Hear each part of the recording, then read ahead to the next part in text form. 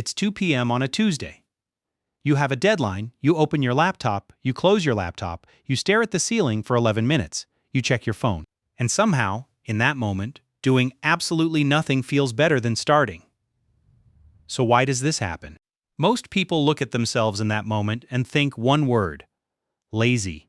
But that's not what's happening. Your brain isn't choosing between success and failure. It's choosing between two very simple things: comfort now or discomfort now. And starting almost anything meaningful comes with immediate discomfort. Writing the first sentence, opening the textbook, going to the gym. The reward is far away. The discomfort is right there in front of you, immediate. Your brain notices that difference, and it makes a decision. When you do nothing, something quietly happens. You avoid uncertainty. You avoid judgment.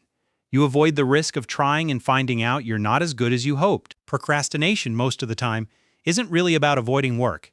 It's about avoiding a feeling. When you sit on the couch and do nothing, nothing can go wrong, no mistakes, no proof of failure, no uncomfortable truth about where you actually are. In a strange way, doing nothing feels like protection. Here's something that makes this make sense. For most of human history, energy was not guaranteed. Food was uncertain. Rest was rare. Survival required careful use of everything you had. So your brain evolved with one quiet rule built deep inside it: conserve.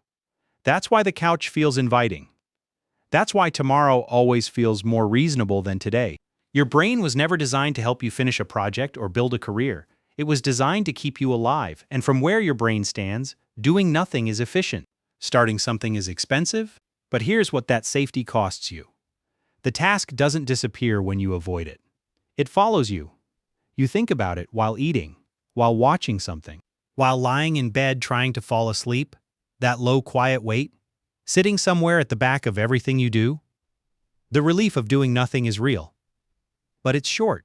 And what replaces it is heavier than the discomfort of simply starting would have been. Psychologists who study motivation found something that seems obvious once you hear it, but changes how you see the problem entirely. The hardest part of almost anything isn't doing it, it's starting it. They call it activation energy, like pushing a heavy rock from a complete stop. The first moment requires everything. After that, something else takes over. The first page is hardest, not the 50th. The first workout is hardest, not the 20th. The first minute of sitting down to work is hardest, not the hour that follows. So instead of telling yourself you're going to work for 3 hours, tell yourself you're going to do 2 minutes. That's it. Open the document, write one sentence, read one page, do one push-up. Make the beginning so small that your brain has nothing real to resist.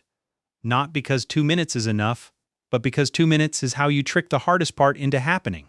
And most of the time, once you begin, you keep going. There's something almost sad about this, if you sit with it. All that time spent avoiding a feeling, all that weight carried quietly through ordinary moments, not because you couldn't do the thing, but because starting felt like too much to face.